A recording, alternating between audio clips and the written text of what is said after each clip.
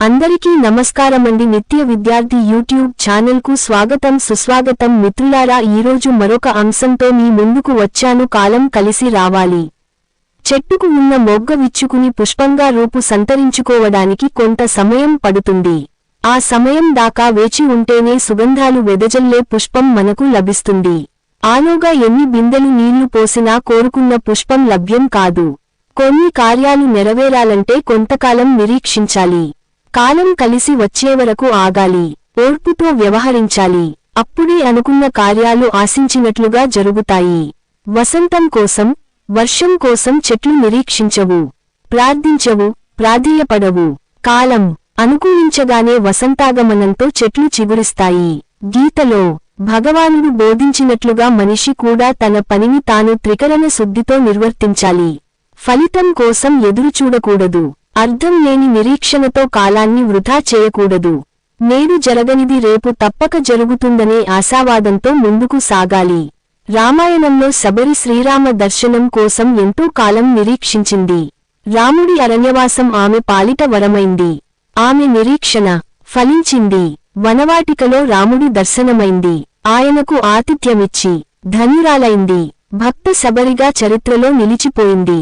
కాలం కలిసిరానప్పుడు, క్లిష్ట పరిస్థితులు ఎదురైనప్పుడు కొందరు నిరాశ, నిస్పృహలతో కుంగిపోతుంటారు.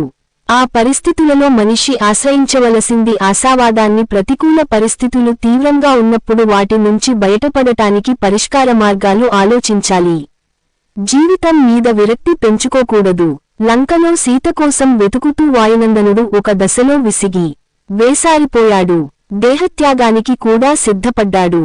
ఆ క్షణంలోనే సీతమ్మ కంటపడుతుందన్న ఆశ ఆయన గుండెల్లో చిగురించింది. చచ్చి సాధించేదేమీ లేదు, బతికి ఉంటే శుభాలు చూడవచ్చునని భావించి తిరిగి ప్రయత్నాలు కొనసాగించాడు. సీతమ్మ జాడ కనిపెట్టి రామకార్యాన్ని పూర్తి చేశాడు. అందుకే మనసులో ఎల్లప్పుడూ సద్భావనలు నింపుకోవాలి. అవే మనిషిని విజయతీరాలకు చేరుస్తాయి. కాలం కలిసి రానప్పుడు, సంకట పరిస్థితులు ఒక్కసారిగా చుట్టుముట్టినప్పుడు, వాటి నుంచి తప్పించుకునే ప్రయత్నాలు చేయకుండా కొందరు ఇతరులపై నిందలు మోపుతుంటారు.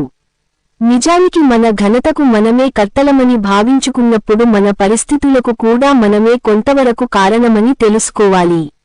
ఆ సమయంలో సానుకూల ధోరణి, ఆశావహ దృక్పథంతో మన ఆలోచనలు మార్చుకుంటే జీవితమే మారిపోతుంది. మోడువారిన వృక్షం ఎప్పుడూ అలాగే ఉండదు. కొంతకాలం తర్వాత చిగురిస్తుంది, పుష్పిస్తుంది, ఫలాలను ఇస్తుంది.